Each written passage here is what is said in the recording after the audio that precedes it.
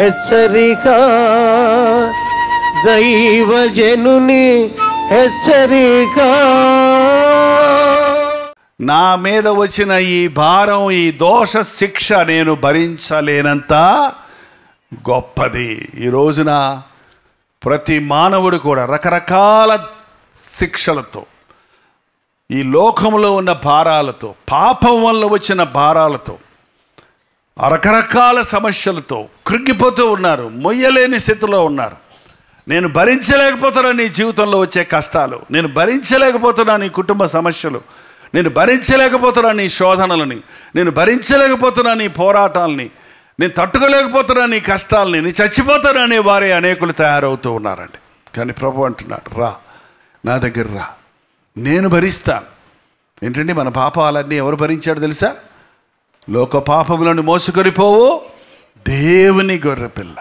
అనుదినము నీ భారాలు ఆయన భరించాడు. నీ పాపానికి రావాల్సిన శిక్షను ఆయన భరించాడు. కాబట్టి నా ఎద్దుకు రండి, మీ భారం నా మీద వేయండి. నేను కలువరి సిలువ వరకు దాన్ని మోసుకొని పోయాను, కలువరి సిలువలో ప్రాయశ్చిత్తం చేశాను. కాబట్టి వాళ్ళ మీ పాపము నుండి విడుదల, పాప భారము నుండి విడుదల, పాపం వల్ల వచ్చిన ఫలితం నుండి విడుదల నీ కలుగజేస్తానని యేసు ప్రభువు మనకున్నాడండి. ఇది నిజం, ఇది నిజం. యేసుక్రీస్తు భక్తి మూఢభక్తి కాదండి, ఇది అనుభవించే భక్తి, ఇది ఆనందించే భక్తి.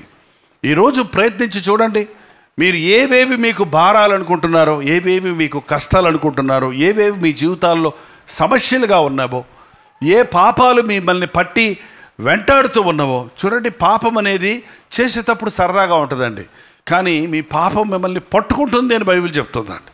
మీ పాపం మిమ్మల్ని పట్టుకుంటుంది. కాబట్టి మనం దేవుని వాక్యంలో గమనించి చూచినప్పుడు దేవుని వాక్యం మనల్ని పట్టుకుంటుంది. దేవుని వాక్యంలో మన పాపం మనల్ని పట్టుకుంటుంది. మన పాపం బయటపడుతుంది. దేవుని కనబడకుండా ఎవడో మనం దాక్కోలేం. పాపం వల్ల వచ్చే పరివశనం భయంకరమైన నరకం. కాబట్టి ప్రతిరోజు లేచిన వెంటనే ఉదయమునే ప్రభువా ఇది నా సమస్య, ఇది నా కష్టం, ఈ రోజున ఈ పనులు జరగాలి, ఈ రోజున ఈ ప్రాంతాలకు నేను వెళ్ళాలి, ఈ రోజున ఈ ఆశీర్వాదం నాకు కావాలి అని మీరు మొరపెడితే, ప్రతిరోజు మీరు సాయంత్రం పడకి వెళ్ళే ముందు మీకున్న భారాలన్నీ ప్రభు సన్నిధిలో మోకాళ్ళ మీద ప్రార్థనలో చెబితే వినే దేవుడు, మన భారాలను తీర్చే దేవుడు ఆయన. ప్రయాసపడి భారం మోయిచున్న వారలా నా ఎద్దుకు రండి, నేను మీకు ఏమిస్తాను? విశ్రాంతి కలుగజేస్తాను. హాయిగా మిమ్మల్ని ఉంచుతాను. ఏంటంటే ఎన్ని రోజులైంది హాయిగా ఉండి మీరు అసలు చేయండి. అంత ఈ రోజున ఈ సిటీస్లో ఉన్న వాళ్ళందరికీ పొద్దున్న లేచిందే చిన్నపిల్లల్ని సిద్ధం చేయాలి. పొద్దున్నే తల్లులు గబగబ వీడికి సంచి తెలిచి, వీడికి ఆయన కారం తెచ్చి, ఈయనకి ఇజ్జ తెచ్చి, ఆయనకి గజ్జ వచ్చి, ఏంటంటే ఈమెకు బీపీ, ఆయనకి బీపీ, పిల్లోడికి తలపోటు. చూడండి, విశ్రాంతి లేదు మనుషుడికి, తీరిక లేదు. భార్యాభర్తలు పిల్లలు కలుసుకొని కూర్చొని ఎప్పుడన్నా పిక్నిక్కి వెళ్ళేవాళ్ళు పూర్వకాలం ఏంటండి. కానీ ఇంట్లో కూర్చొని కలిసి భోంచేస్తారా? మీరు కలిసి మాట్లాడుకుంటారా? భార్యాభర్తలు ఇద్దరు కూర్చొని ముచ్చట అచ్చటగా చక్కగా మాట్లాడుకొని పక్కపక్క నవ్వుకొని ఎన్ని రోజులైందో చెప్పండి. ఊరంతా నవ్వుతాడు కానీ భార్య దగ్గర నవ్వడు ఆయన. ఏంటండి, టీవీలో వచ్చే సీరియళ్ళు బొమ్మలన్నీ చూసి నవ్వుకుంటూ కూర్చుంది, కానీ ఆయన రాగానే సీరియస్ అయిపోద్ది. సరేనండి, అది అక్కడ ఉంది పెట్టాను. ఏందో మిలిటరీ వాళ్ళు మాట్లాడుకున్నట్టు మాట్లాడుకుంటారు. అటెన్షన్ స్టాండర్డ్ అబౌట్ అన్నట్టు. విశ్రాంతి లేదు, స్వేచ్ఛ లేదు, భయం. భర్తను చూస్తే భార్య భయం, భార్యను చూస్తే భర్తకు భయం. అటోళ్ళు ఉన్నారు ఇక్కడ. యేసు ప్రభు ఉన్నాడంటుంటే చచ్చిపోవటమే పరిష్కారం అనుకుంటున్నారు. కానీ ఏంటండి, ఏ మందో మాకో తిని చచ్చిపోదామో. ఎంత భయంకరం అండి. ఈ గ్యాస్ సిలిండర్లు ఇస్తే గ్యాస్ సిలిండర్ ఓపెన్ చేసుకొని చచ్చిపోదాము. పూర్వం కిరసనాలు పోసుకొని అంటించుకునేవాళ్ళు. ఎందుకు చచ్చిపోవాలి? నువ్వు చచ్చిపోవడం కోసం దేవుడిని సృష్టించలేదు. ఒకే జీవితం నీకుంది. మళ్ళీ మనం పుట్టాం. ఈ జీవితం ఎంతో విలువైంది. నీ జీవితాన్ని సంపూర్ణంగా జీవించు. నీ జీవితం కొరకు ఒక ప్రణాళిక ఉంది. ఒక తల్లిగా, ఒక తండ్రిగా, ఒక యవనస్తుడిగా, ఒక యజమానిగా నీకు ఒక ఉద్దేశం ఉంది. దేవునికి సంతోషంగా జీవించు. నా యొద్దకు రండి, నేను మీకు విశ్రాంతి కలుగజేస్తాను. మనుషుడికి విశ్రాంతి లేని వలన ఆయుష్ తరిగిపోతుందండి. బీపీ షుగర్లు పెరిగిపోవడానికి కారణం ఏంటంటే రక్తం ఉడికిపోతుంది లోపట. బ్రెయిన్ డెమరేజ్లు అవ్వడానికి కారణం, పక్షవాతం రావడానికి కారణం ఏంటంటే మనసుకు నెమ్మది లేదు. హార్ట్ అటాక్స్ రావడానికి కారణం ఏంటంటే, గుండె జబ్బులు రావడానికి కారణం ఏంటంటే అనేక రకాల వేదనలతో కృంగిపోతున్నారు మనుషులు. నా యొద్దకు రా, నేను నీకు స్వస్థత కలుగు చేస్తా. నా యొద్దకు రా, గుండె చెదిరిన వాడిని బాగు చేయవాడను నేనే అన్నాడు.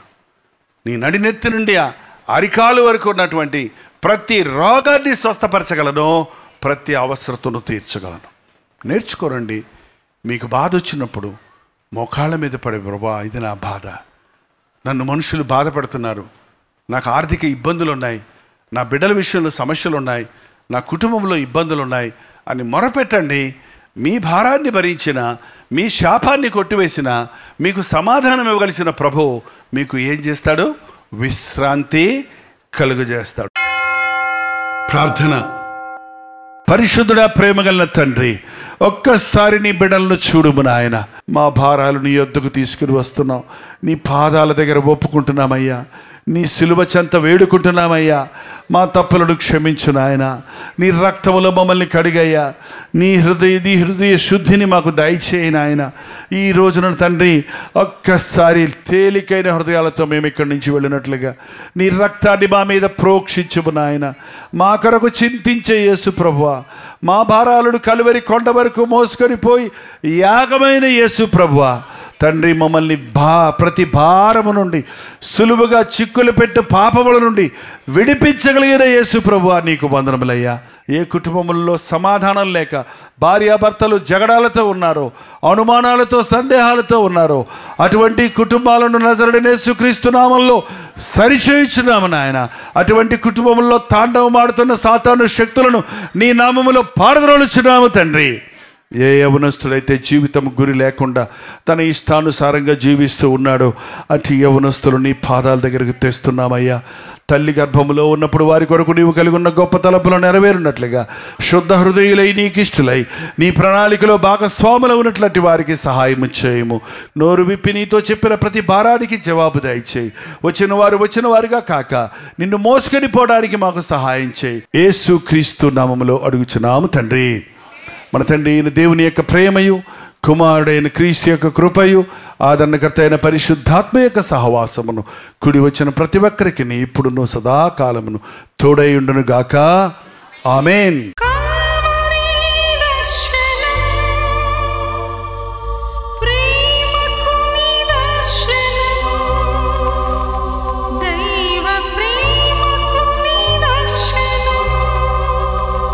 తెలుగు, తమిళ, హిందీ, మలయాళం, బెంగాలీ, ఒరియా అనే 6 భాషల్లో టెలివిజన్ ప్రోగ్రామ్స్ కొనసాగుతూనే ఉన్నాయి.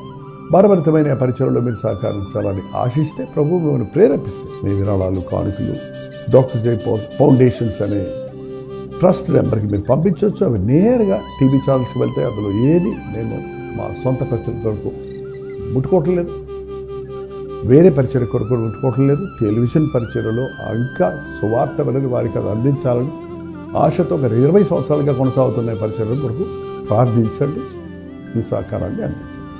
ఈ విషయంలో మీకు ఇంకా వివరాలు కావాలంటే 89393939 అనే నెంబర్కి మార్నింగ్ 10 నుంచి ఈవినింగ్ 10 లోపల మీరు ఫోన్ చేయండి. వివరాలు గురించి తెలియజేస్తాను.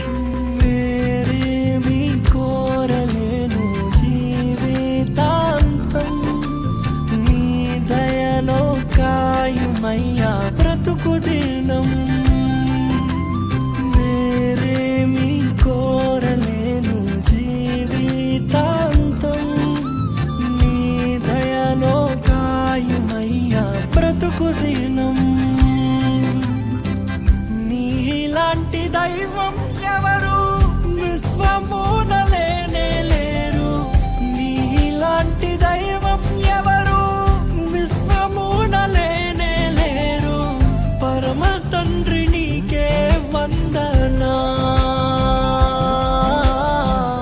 నీదు బిడ్డగానే సాగేదా.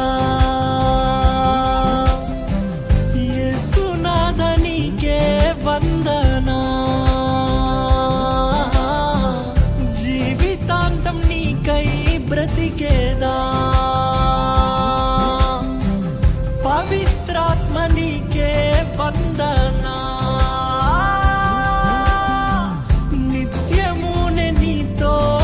పిలిచేదా